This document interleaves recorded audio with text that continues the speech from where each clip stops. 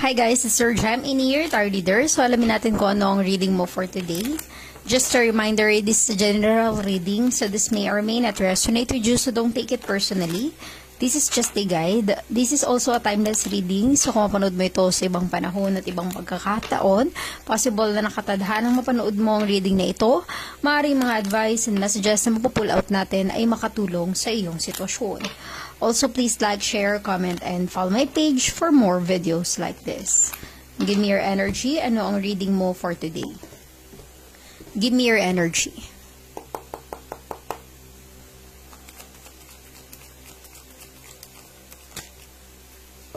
Okay. You have here Wheel of Fortune. Okay?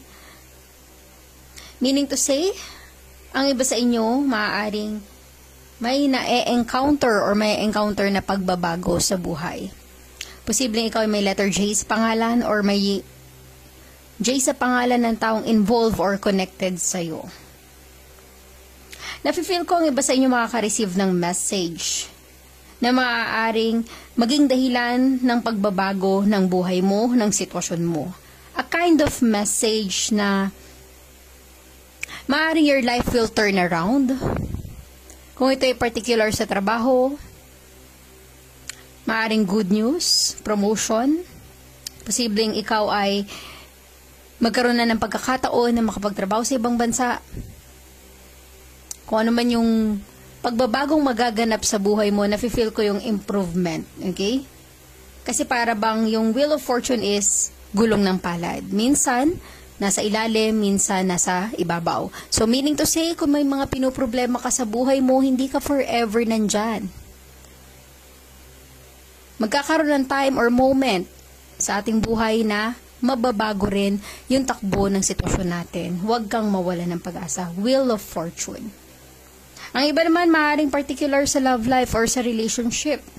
Wheel of Fortune is some kind of a cycle. Maaaring iba sa inyo, there's a breakup or separation, but there will be a new beginning or new cycle sa sitwasyon mo.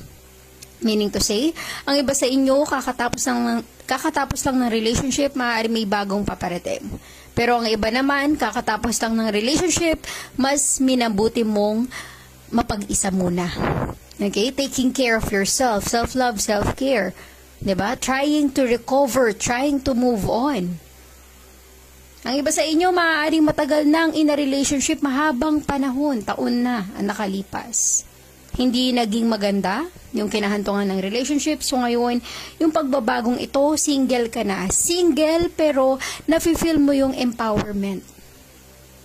Nafe-feel mo yung confidence mo sa sarili.